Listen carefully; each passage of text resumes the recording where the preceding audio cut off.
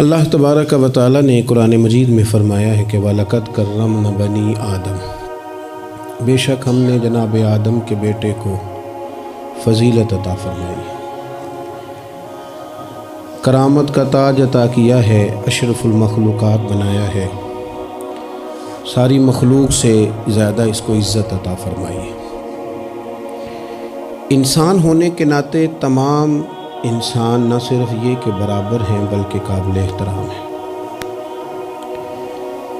اللہ تبارک و تعالی نے سب کا اعزاز رکھا ہے، سب کو فضیلتوں سے نوازا ہے، لیکن دنیاوی زندگی کے اندر اللہ تبارک و تعالی نے ان کی تقسیم کر دی ہے۔ کسی کو آقا بنا دیا ہے، کسی کو غلام بنا دیا ہے، کسی کو فیکٹری کا مالک بنا دیا ہے، کسی کو وہاں پہ مزدور بنا دیا۔ اور یہ تقسیم اللہ تعالیٰ نے اپنے فضل سے کی ہے نظام قدرت کو چلانے کے لیے، نظام زندگی کو چلانے کے لیے۔ اور قرآن مجید فرماتا ہے نحن قسمنا بینہم معیشتہم فی الحیات الدنیا، ہم نے دنیاوی زندگی میں نا ان کی معیشت کو تقسیم کر دیا، ان کے درمیان معاملات کو تقسیم کر دیا ہے، خود اللہ نے کیا۔ وَرَفَعْنَا بَعْضَهُمْ فَوْقَ بَعْضٍ دَرَجَاتٍ، اور بعض کو بعض سے درجوں میں فضیلت عطا کر دی۔ ہم نے خود تقسیم کیا ہے، مالک نے تقسیم کیا ہے، وہ فرماتا ہے ہم نے بانٹا ہے خود، یہ تمہارا نظام زندگی کہ بعض کو درجوں میں فضیلت دے دی ہے۔ یہ تقسیم، یہ کار حیات اس لیے تاکہ نظام زندگی کو چلایا جائے۔ ایک شخص کو اللہ تبارک و تعالی نے بادشاہ بنایا ہے اور ایک کو اس کا دربان بنایا ہے۔ یہ تقسیم اس لیے کی ہے کہ ظاہر ہے سارے تو بادشاہ نہیں بن سکتے، اور کسی نہ کسی نے دربان بھی بننا ہے۔ حکم کیا ہے؟ حکم یہ ہے کہ وہ دربان احساس کمتری کا شکار نہ ہو، وہ یہ سمجھے کہ اللہ تعالیٰ نے اس ملک میں اسی جگہ میری ڈیوٹی لگائی ہے، اور بادشاہ تکبر کا شکار نہ ہو، وہ یہ تو سمجھے کہ اللہ نے مجھے اعزاز دیا ہے، مجھے فضیلت دی ہے، ملک چلانے کے لیے اللہ تعالیٰ نے مجھے چنا ہے، لیکن وہ اس دربان کو اپنے سے کم تر نہ سمجھے، اسے حقیر نہ سمجھے، اپنے ذہن کے اندر یہ بات بٹھائے کہ جس طرح بحیثیت انسان رب نے مجھے فضیلت عطا کی ہے، اسے بھی اللہ نے اسی طرح ہی فضیلت عطا فرمائی۔ اور اگر انسان ہونے کے ساتھ ساتھ وہ مسلمان بھی ہے، مومن بھی ہے، تو پھر تو نبی پاک صلی اللہ تعالیٰ علیہ وسلم نے فرمایا میرے مومن کی عزت اللہ کی نظر میں کعبے سے بھی زیادہ ہے، پھر تو اور زیادہ فضیلت اس کی سمجھے گا۔ ہم نے نا اس تقسیم حیات کو اپنے اوپر طاری کر لیا، اور کچھ لوگ احساس کمزوری کا شکار ہو گئے ہیں، اور کچھ لوگ ایسے ہیں جو بلا وجہ تکبر کا شکار ہے۔ انسان کو یہ حکم دیا گیا ہے کہ وہ جہاں بھی ہے وہ اللہ کا بندہ بن کے وقت گزارے، اس کے ذہن اور نظریات ٹوٹے نہ، بکھرے نہ، وہ یہ سمجھے کہ اللہ تبارک و تعالیٰ نے اگر کچھ مجھے دیا ہے تو اپنے فضل سے دیا ہے۔ ہمارے ہاں یہ ہوتا ہے کہ اگر کسی شخص کو کوئی چیز خدا اپنے فضل سے دیتا ہے تو وہ اسے نہ اپنا حق سمجھنے لگتا ہے، اور وہ محسوس کرتا ہے کہ یہ معاذ اللہ مجھے ملنی ہی چاہیے تھی، میں اسی کا حقدار تھا۔ وہ چیز پھر اس بندے کو بعض اوقات تکبر میں مبتلا کرتی ہے، بعض اوقات خود پسند بنا دیتی ہے، اور بعض اوقات جو اس کی بہترین صلاحیتیں ہوتی ہیں وہ صلاحیتیں زنگ آلود ہو جاتی ہیں، اخلاقی کمزوریاں اس کے اندر جڑ پکڑ جاتی ہیں۔ محبوب سبحانی حضرت غوث اعظم سمدانی شیخ عبد القادر جیلانی رضی اللہ تعالیٰ عنہ ارشاد فرماتے ہیں کہ تو جہاں بھی ہو نا اپنی سوچ کو عاجزی والی بنا۔ آپ فرماتے ہیں اگر تیری عمر زیادہ ہے اور تیرے سامنے ایک شخص کھڑا ہے جس کی عمر تھوڑی ہے، تو تو اپنے ذہن میں یہ بات بٹھا کہ اس کی عمر تھوڑی ہے تو غلطیاں بھی تو تھوڑی ہیں نا۔ اور اگر تیرے سامنے کوئی شخص کھڑا ہے تیری عمر تھوڑی ہے اس کی زیادہ ہے، تو پھر یہ ذہن بنا لے کہ اگر اس کی عمر زیادہ ہے تو اس کی نمازیں بھی تو زیادہ ہیں نا، تلاوتیں بھی تو زیادہ ہیں نا، خیرات بھی تو زیادہ ہے نا، عمر بھی زیادہ ہے۔ اور اگر تو ان پڑھ ہے اور تیرے سامنے عالم کھڑا ہے تو اس ترتیب سے عاجزی پیدا کر لے کہ وہ چونکہ عالم ہے تو میں تو بہت سارے کام اپنی جہالت کی وجہ سے غلط کر لیتا ہوں، لیکن وہ عالم ہے تو اپنے علم کی بنیاد پر یقیناً وہ مجھ سے زیادہ خیر کٹھی کر رہا ہے۔ اور اگر تو عالم ہے اور تیرے سامنے جاہل کھڑا ہے تو پھر بھی تو اپنی طبیعت میں عاجزی لا، اور تو یہ ذہن بنا کہ وہ اگر کوئی غلطی کرے گا بھی تو اپنی جہالت کی وجہ سے کرے گا، تو مجھے تو پتہ ہے سارا، ایسا نہ ہو کہ میرا گناہ ڈبل لکھ دیا جائے۔ اب جہاں ہیں جس ترتیب سے ہیں اس ترتیب سے ہی اپنی طبیعت کے اندر عاجزی لائیں۔ نبی پاک صلی اللہ تعالی علیہ وسلم نے فرمایا، حضرت عبداللہ ابن مسعود رضی اللہ تعالیٰ عنہ حدیث کے راوی ہیں، حضور نے فرمایا جس کے دل میں رائی کے دانے کے برابر بھی تکبر ہوا وہ شخص جنت میں نہیں جائے گا۔ تو عرض کی یا رسول اللہ صلی اللہ علیہ وسلم، ایک آدمی اچھا لباس پہنتا ہے، اچھا بن کے رہنا چاہتا ہے، صاف ستھرا بن کے رہنا چاہتا ہے، تو کیا یہ بھی تکبر ہے؟ تو سرکار نے فرمایا نہیں، اللہ تو خوبصورت ہے، خوبصورتی کو تو پسند فرماتا ہے۔ تو یا رسول اللہ صلی اللہ علیہ وسلم پھر تقسیم کس طرح کریں؟ تکبر کے مفہوم کو کیسے سمجھیں؟ تو دو باتیں نبی پاک علیہ السلام نے ارشاد فرمائی، سارے عنوان کو ان دو باتوں میں سمجھا جا سکتا ہے۔ محبوب فرمانے لگے تکبر تو یہ ہے کہ بندہ حق قبول نہ کرے اور دوسرے بندوں کو اپنوں سے حقیر سمجھے۔ اگر تیرا کوئی بھی کمال قبول حق میں رکاوٹ بن گیا تب تو متکبر ہے، اور اگر کسی بھی مقام پر جا کر تو کسی کو حقیر سمجھنے لگ گیا پھر تو متکبر ہے۔ ورنہ اچھا لباس پہننے سے بندہ متکبر نہیں ہوتا، اچھی گاڑی میں بیٹھنے سے بندہ متکبر نہیں ہوتا، اچھے گھر میں رہنے سے بندہ متکبر، بلکہ حضرت باجید بستامی رحمۃ اللہ علیہ تو یہاں تک فرماتے ہیں کہ میں نے بہت بڑے بڑے مکانوں میں درویش بستے دیکھے اور میں نے بڑے بڑے جبوں کے اندر تکبر کو ملاحظہ کیا، غرور دیکھا میں نے وہاں۔ عزیز دوستو، اپنے ذہنی سطح اس طرح کی بنائی جائے کہ مزاجوں میں ٹھہراؤ رہے، طبیعتوں میں ہمیں نا دو تین چیزیں بڑا پریشان کرتی ہیں۔ بعض لوگ ایسے ہیں جو کسی بڑی برادری میں جس کو وہ بڑا سمجھتے ہیں، باقی تو اللہ کو پتہ ہے نا بڑا کون ہے۔ کسی بڑے قبیلے میں جس کو دنیا میں بڑا گردانا جاتا ہے، اس میں اگر وہ پیدا ہو گئے نا تو ان کا یہ گمان بن گیا ہے کہ شاید میرا یہ حق تھا، تو چونکہ مجھے اللہ نے پیدا یہاں کیا ہے تو معاذ اللہ میرا حق بنتا ہے میں تکبر کروں۔ بار بار اپنے لفظوں میں، جملوں میں، اپنے رویوں میں اس بات کا وہ اظہار کرتے ہیں۔ کچھ لوگوں کو اللہ تعالیٰ دولت دیتا ہے، دولت اگر محنت سے ملتی تو سب سے زیادہ مزدور کے پاس ہوتی ہے، کیونکہ وہ سب سے زیادہ محنت کرتا ہے۔ یہ تو خدا کے فضل سے ملتی ہے۔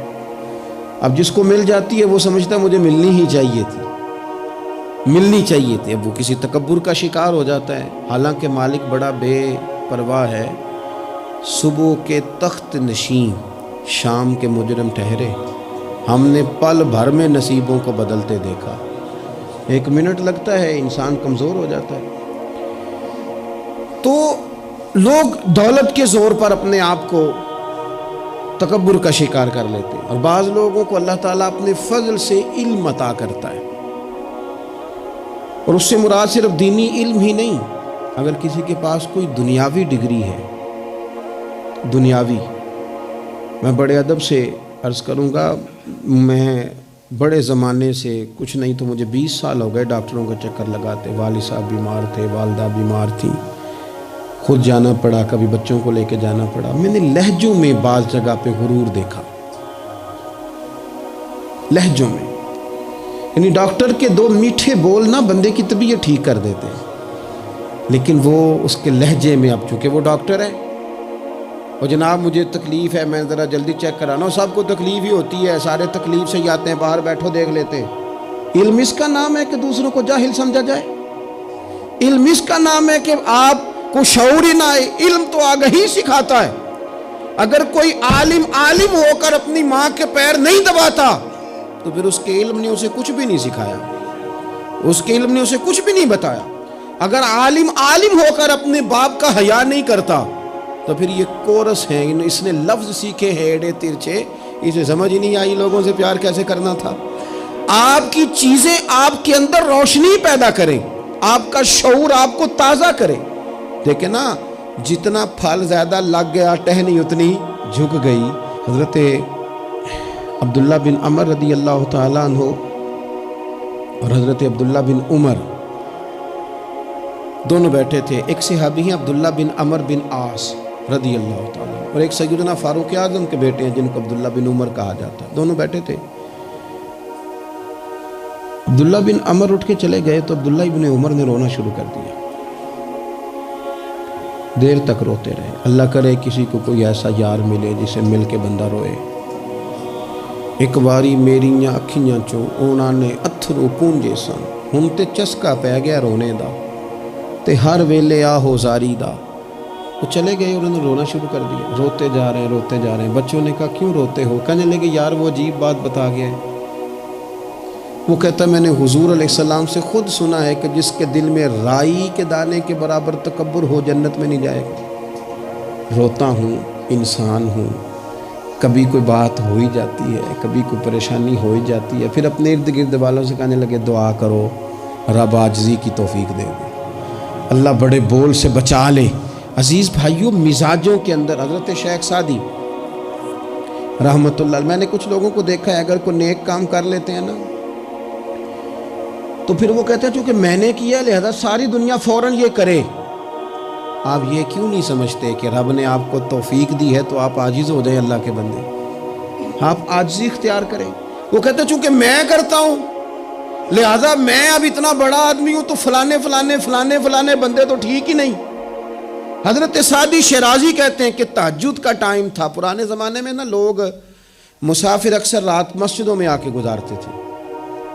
تو کہتے ہیں مسجد میں لوگ سوئے ہوئے تھے سارے، تہجد کا ٹائم تھا، میں تہجد کی نماز پڑھ رہا تھا، میرے والد بھی ساتھ تھے. تو میں نے اپنے ابا جی سے کہا یہ دیکھو کتنے بد نصیب ہیں، نفلوں کا ٹائم ہے اور یہ سوئے ہوئے ہیں، کتنے بد نصیب ہیں. میں تہجد پڑھ رہا ہوں، اللہ اللہ کر رہا ہوں، یہ سوئے ہوئے ہیں. تو فرماتے ہیں میرے والد کہنے لگے کاش تو بھی سویا ہی رہتا، لوگوں کے کپڑے تو نہ پھاڑتا، کاش تو بھی، تیرا سونا ہی بہتر تھا، اس تہجد سے تو سویا ہی رہتا تو بہتر تھا، کپڑے تو نہ پھاڑتا لوگوں کے. او خدا کے بندے اگر تو نے پڑھی ہے تو تیرا اور رب کا رشتہ ہے، اس کی بنیاد پر تو دوسروں کو حقیر جاننے لگ گیا ہے. اس کی بنیاد پر علم پڑھے دا مان نہ کریے ماتا کھی میں پڑھیا، او جبار کہار کہاوے متے روڑ دے میں دودھ کڑیا. تھوڑا سا اپنے طبیعت میں عاجزی پیدا کر. یہ تو دیکھیں نا کتنے بڑے بزرگ ہیں. حضرت فضیل بن عیاض، 60,000 لوگوں نے حج کیا، حضرت کے بھی وہ حجوں میں بہت 21واں 22واں حج تھا. کسی نے پوچھا حضور اس سال حج کے بارے میں آپ کا کیا خیال ہے؟ تو آپ فرمانے لگے جتنے بھی حاجی آئے سارے نیک تھے، حج ضرور قبول ہوگا، اور اگر کسی وجہ سے کوئی کمی رہ گئی تو وہ میری نحوست کی وجہ سے رہ جائے گی، اس لیے کہ ان میں سب سے زیادہ گناہگار میں ہی ہوں، میری وجہ سے کوئی رہ گئی تو رہ گئی، ورنہ تو امید ہے خدا فضل ہی فرمائے گا. آپ کے مزاج میں جب عاجزی ہوتی ہے کہ نا، اگر آپ کسی مقام پہ فائز ہیں تو وہ تو اللہ نے دیا آپ کو، تو اب تو آپ کو اس مقام پر جا کے بھی عاجزی ہی کرنی چاہیے تھی. اور اگر آپ وہ عاجزی نہیں کر رہے تو اس کا مطلب ہے آپ بہت ساری خطاؤں کا شکار ہیں. ہمارے زمانے میں نا ایک رواج آیا ہے کمزوریاں بیان کرنے کا، اور کمزوری اکثر وہ بندہ بیان کرتا ہے جو اپنے آپ کو کچھ سمجھتا ہے. لوگ ایک دوسرے کی کمزوریاں ڈسکس کرتے ہیں، بلکہ پہلے تو لوگ لوگوں کی کمزوریاں بیان کرتے تھے، اب جماعتیں جماعتوں کی کمزوریاں بیان کرتے ہیں، اب پارٹیاں پوری پارٹیوں کی کمزوری بات اتنی اجتماعیت تک چلی گئی کہ سوچے محدود سے محدود تر ہو گئی. اللہ تعالیٰ نے نا ایک دفعہ حضرت موسیٰ کلیم اللہ علیہ السلام سے فرمایا کہ آپ کی قوم میں جو سب سے نیک آدمی ہے نا اسے ڈھونڈ کے میری بارگاہ میں لائیں. حضرت موسیٰ علیہ السلام نے نا جس کو سب سے زیادہ نیک سمجھتے تھے اسے اللہ کے حضور پیش کیا. مالک یہ سب سے زیادہ نیک ہے، جسے حضرت موسیٰ کلیم نیک کہیں، وہ کتنا کو نیک ہوگا. یا اللہ یہ نیک ہے. حضرت موسیٰ علیہ السلام سے رب کریم نے فرمایا اب اس بندے کی ڈیوٹی لگاؤ کہ یہ اس قوم میں جو سب سے گناہگار ہے وہ بندہ ڈھونڈ کے لائے. اگر یہ ڈیوٹی ہماری لگتی تو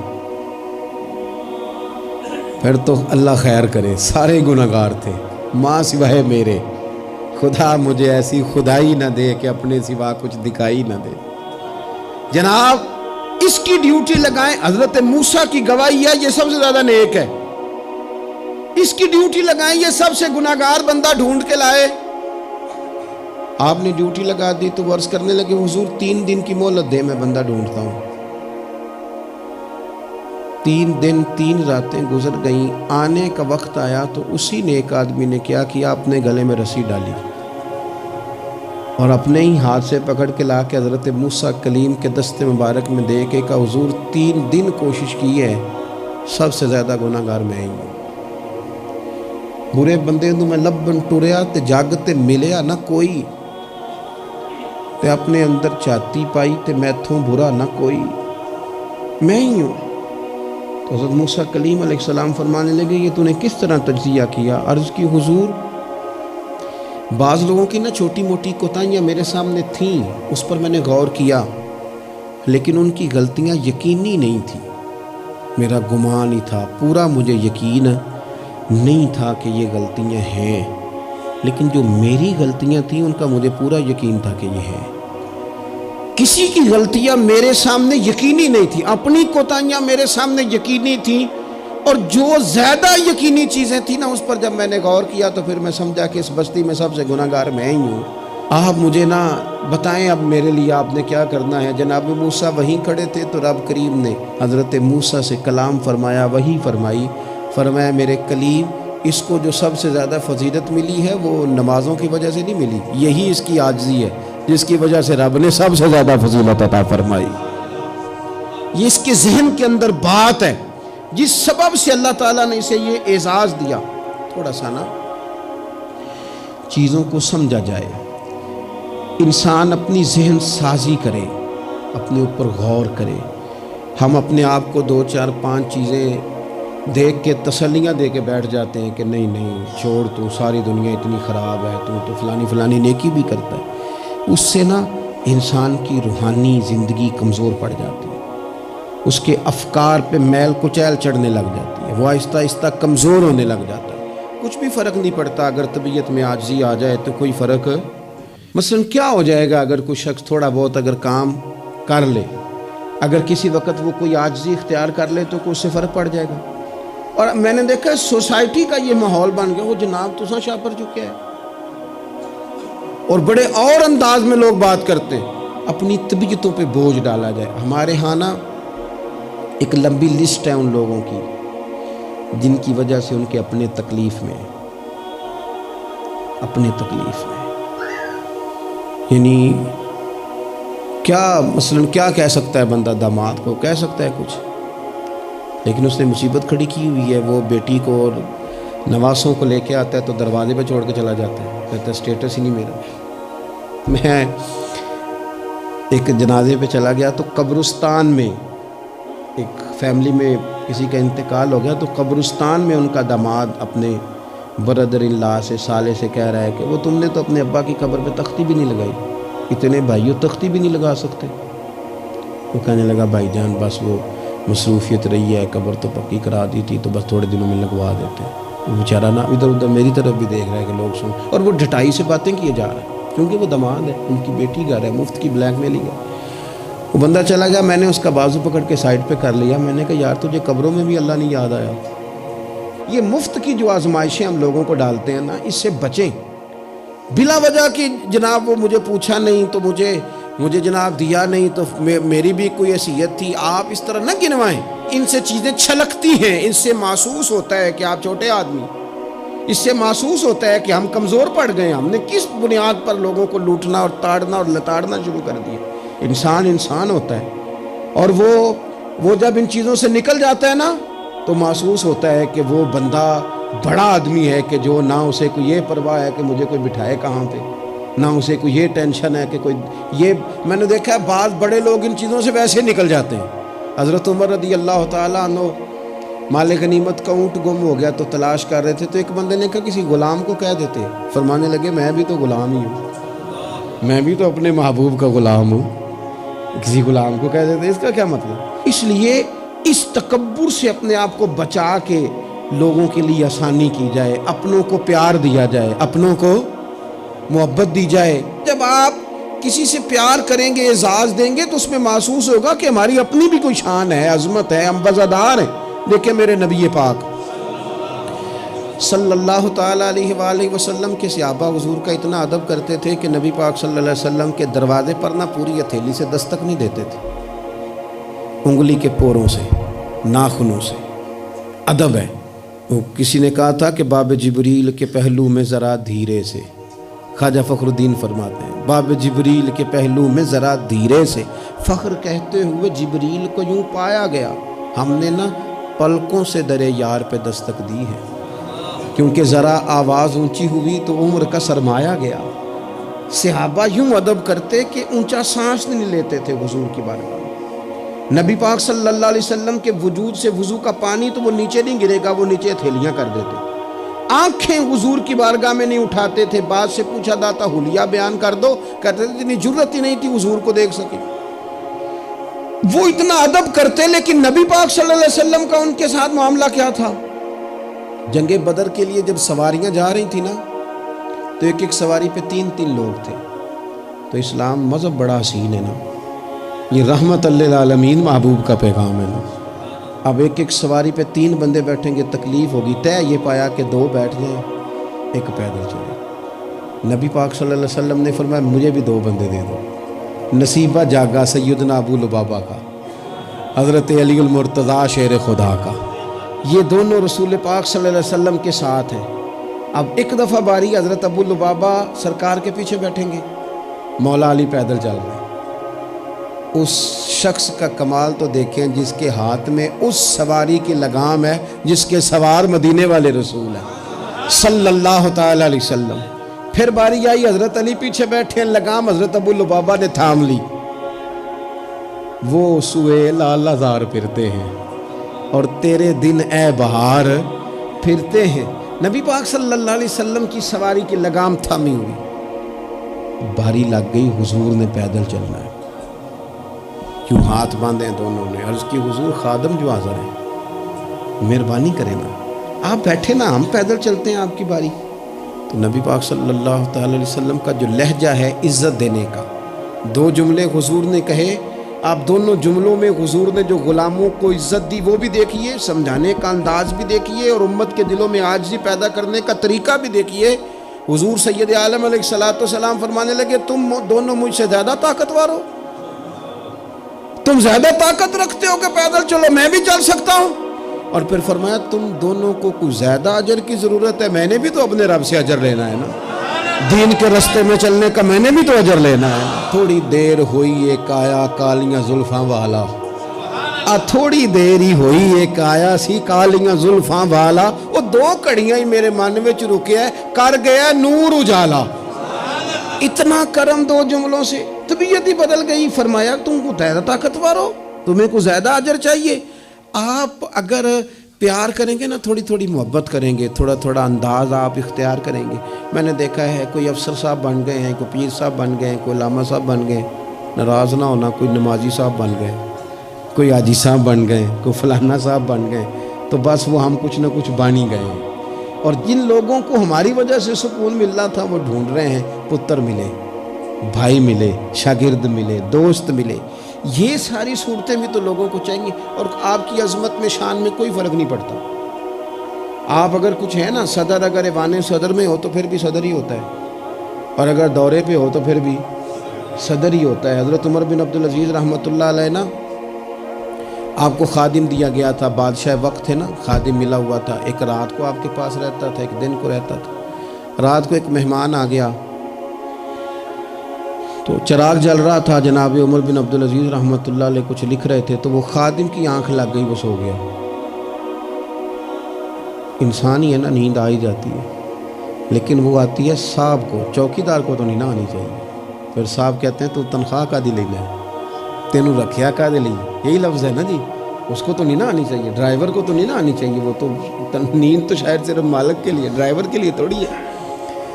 تو اس کی آنکھ لگ گئی، اسے نیند آ گئی خادم کو۔ حضرت عمر بن عبدالعزیز، وہ چراغ جل رہا تھا تو وہ گل ہونے لگ گیا، بجھنے لگ گیا۔ مہمان کہنے لگا حضور میں ٹھیک کر دوں، فرمانے لگے نہیں، مہمانوں سے خدمت نہیں لیتے، خادم کو جگا دیں، فرمانے لگے جاگتے رہتا ہے، آج ہی سو گیا ہے، کسی وجہ سے تھک گیا ہو۔ حضرت عمر بن عبدالعزیز خود اٹھ کے گئے، چراغ کی بتی ٹھیک کی، سلائی کے ساتھ دوبارہ جلایا، آ کے بیٹھ گئے۔ اب ظاہر ہے کہ بادشاہ سے ملنے کو بادشاہ ہی آیا ہوگا، کوئی وزیر ہی آیا ہوگا، تو اس نے اپنے لیول کی بات کی، کہنے لگا حضرت صاحب اس کو کس لیے رکھا ہوا ہے، سو گیا، اس کو جگاتے۔ تو وہ تو بڑی جلال میں بات کر رہا تھا نا، اور وہ بڑا تنقید کا اس کا لہجہ تھا کہ اس کو کیوں نہیں اٹھایا۔